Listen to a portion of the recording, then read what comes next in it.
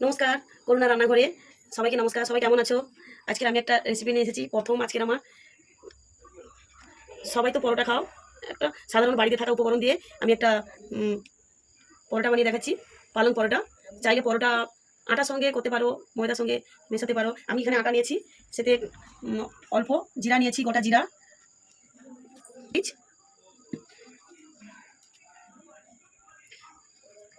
আদা নিয়েছি, আদা বাটা, ভালো করে লবণ যে যা স্বাদ মতন। এটাকে ভালো করে একটু আমি মেখে নিচ্ছি। আগে আমার ব্লগে আমি প্রথমবার ভিডিও বানাচ্ছি বাড়ির উপকরণ দিয়ে, সব কিছু দিয়ে, বাড়িতে যা যা আছে ওটা দিয়ে হবে, বেশি কিছুই লাগবে না। সামান্য পরিমাণ চিনি নিয়ে নিচ্ছি, সামান্য পরিমাণ সয়াবিন অয়েল, চাইলে দিতে পারো, এটা সবার যেটা মুচি হিসাবে দাও। ভালো করে এটা মেখে নিচ্ছি আমি। এরপরে শাকটা 300 গ্রাম নিয়েছি, যে যার হিসাব মতো নেবে। শাকটা ভালো করে আমি ধুয়ে জল ঝরিয়ে রেখেছি। আমি অল্প অল্প করে জল দিয়ে মেখে নিচ্ছি, নর্মাল পানি করে, নর্মাল পানি দিয়ে এটাকে আমি মেখে নিচ্ছি। এটাকে মেখে আমি 30 মিনিটের জন্য রেখে দিচ্ছি। সেই ফাঁকে আমি তরকারির জন্য আমি রেডি করে নেব। আমি ঢাকা দিয়ে রেখে দিচ্ছি 30 মিনিটের জন্য। এই ফাঁকে আমি তরকারির জন্য রেডি করে নিচ্ছি। আলুটা আমি সিদ্ধ করে রেখেছি। পুরোপুরি আজকে নিরামিষ রান্না, আজকে শনিবার, তাই পুরোপুরি নিরামিষ রান্নাটা হচ্ছে।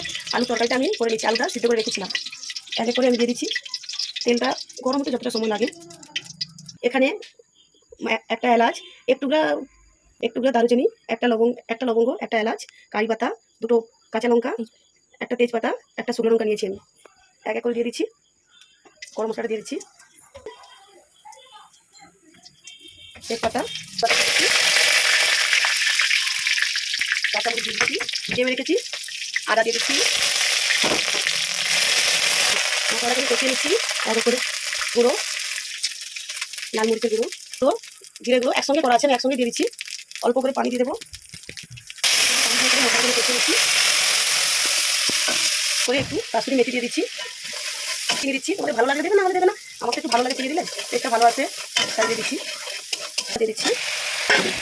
আমি কষিয়ে নেবো ভালো করে। স্বাদ মতন লবণ দিয়ে দিচ্ছি। বাড়িতে যা ছিল ওটা দিয়ে বানিয়েছি। আলুটা আমার কষানো হয়ে গেছে। অল্প করে গ্যাসটা মিডিয়ামে রাখবো। অল্প করে আমি পানি দিয়ে দিচ্ছি। আমি তরকারিটা একটু কষা কষা বানাবো। আলু তরকারিটা পালঙ্গের পরোটার সঙ্গে কষা কষাই ভালো লাগে। আমি অল্প করে পানি দিয়েছি, আগে সিদ্ধ করে নিয়েছি, তাই অল্প করে পানি দিচ্ছি। গ্যাসটাকে একদম মিডিয়ামে করে দিচ্ছি, ঢাকা দিয়ে দিচ্ছি। তরকারিটা বসিয়ে আমি আটাটা সেট করে নিচ্ছি। দেখো আটাটা কত নরম হয়েছে। তরকারিটা দেখো একদম কষা কষা বানিয়েছি। বাড়িতে একবার বানিয়ে ট্রাই করে দেখুন কেমন লাগে, অবশ্যই জানাবে আমাকে। তরকারিটা দেখো একদম সুলা সুলা বানিয়েছি। ভাজা মশলাটা কিরম কী দিয়ে বানিয়েছি এটা আমি বলে দেবো, দিয়ে দিচ্ছি।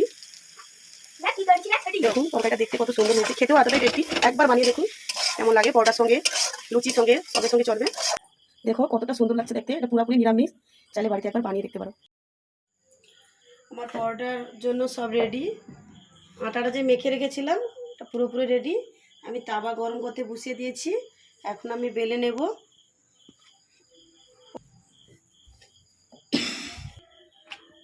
পরোটাটা দিয়ে দিচ্ছি। তাওয়া আমার গরম হয়ে গেছে।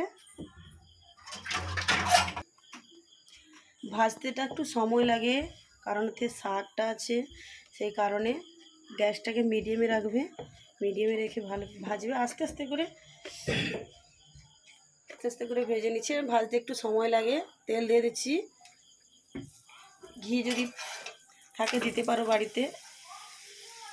আমি অনেকগুলো বানিয়েছি, এই জন্য ঘি দিচ্ছি না, অয়েল দিয়েই বানাচ্ছি, সয়াবিন অয়েল দিয়ে।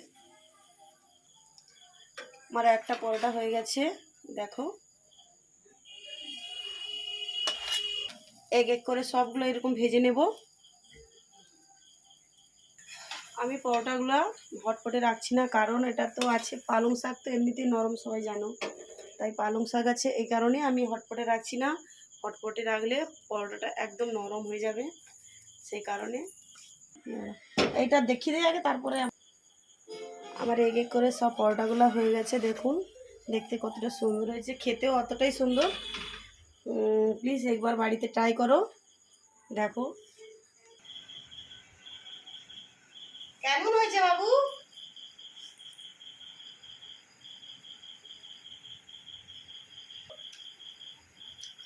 দারুণ হয়েছে। একটা নেবে নাকি?